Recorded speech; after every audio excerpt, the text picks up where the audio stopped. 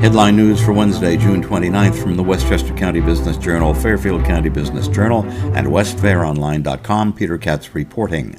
Donald Trump knew in advance that members of the mob he sent to the U.S. Capitol on January 6th were armed with guns and other weapons, and he knew they would seek to harm others and not himself. Trump tried to get the Secret Service to stop using metal detectors to screen people so even more armed people could join the mob.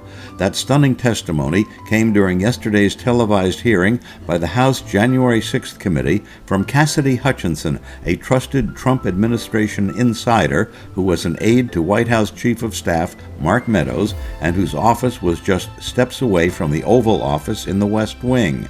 She testified that Meadows also knew in advance about the weapons. The totality of her testimony puts Trump at the center of an armed coup attempt to overthrow the government so he could seize power. She described episodes of Trump becoming unhinged and throwing his lunch plate at a wall, getting into an altercation with Secret Service agents whose job it was to protect him when they insisted he stay away from the Capitol, and being abusive to his most loyal enablers.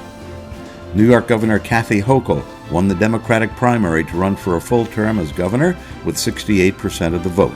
She defeated Jermaine Williams, who got 19%, and Tom Suozzi, who received 13% of the vote. In the Republican primary to run for governor of New York, Lee Zeldin won with 44% of the vote, while Andrew Giuliani got 23%, former Westchester County Executive Rob Astorino had 18%, and businessman Harry Wilson had 15%.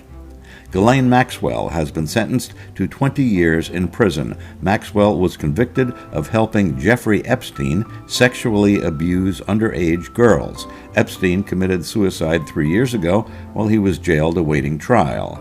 The 30 members of NATO, in a joint statement issued in Madrid this morning, declared Russia to be the most significant and direct threat to the security of NATO nations. NATO also pledged increased support for Ukraine in the war started by the Russians. The death toll has risen to 51 in the discovery of a tractor-trailer truck that had been parked in San Antonio that had smuggled immigrants inside.